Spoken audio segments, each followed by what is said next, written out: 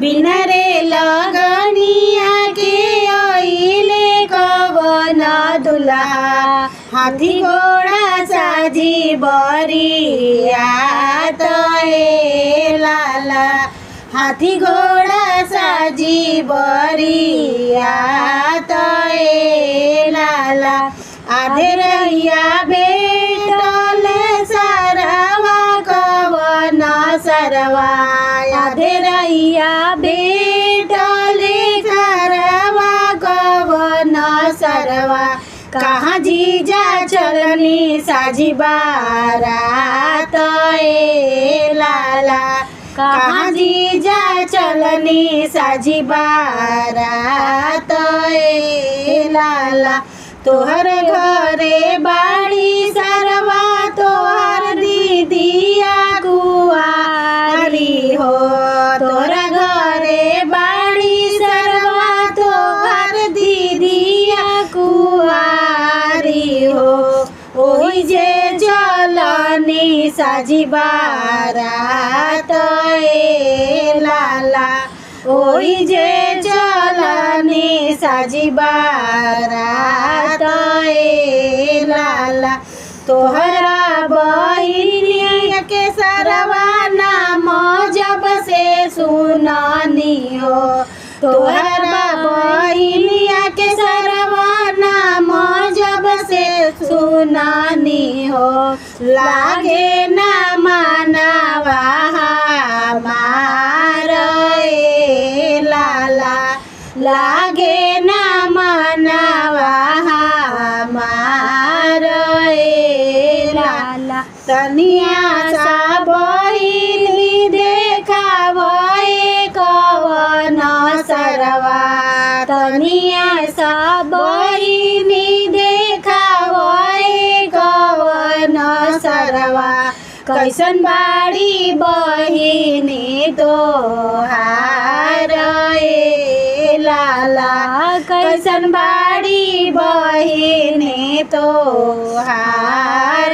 ए लाला हमरो बहिनिया जीजा पनवा ऐसन पातर हो हमरो बहिनिया जीजा पनवा ऐसन पातर हो फूलवो से ज्यादा सुकावार ए लाला फूलवो से ज्यादा सुकावार ए लाला हम नहीं बहिनी देखाइबे कवन जीजा हम नहीं बहिनी देखाइबे कवन जीजा लागी जइहे नजर तोहार ए लाला लागी जइहे नजर तोहार ए लाला अतना वचन जब सुनले कवन दुल्हा अतना वचन जब सुनले कवन दुल्हा घोड़ा पीठी भइले सवार ए लाला घोड़ा पीठी भइले सवार ए लाला आपन बहिनिया सरवा अपने निरेख हो आपन बहिनिया सरवा अपने निरेख हो हम करबो दूसर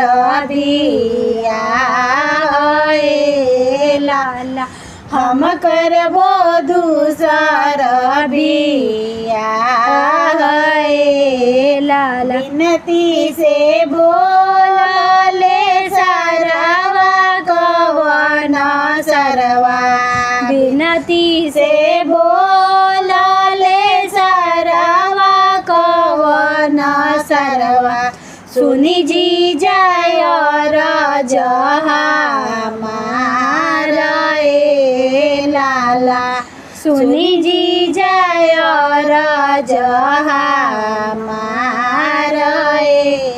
अब हम बहिनी देखाइबे अनजान जीजा अब हम बहिनी देखाइबे कवन जीजा रउए से करबो बियाह लाला रउरे से करबो बियाह लाला।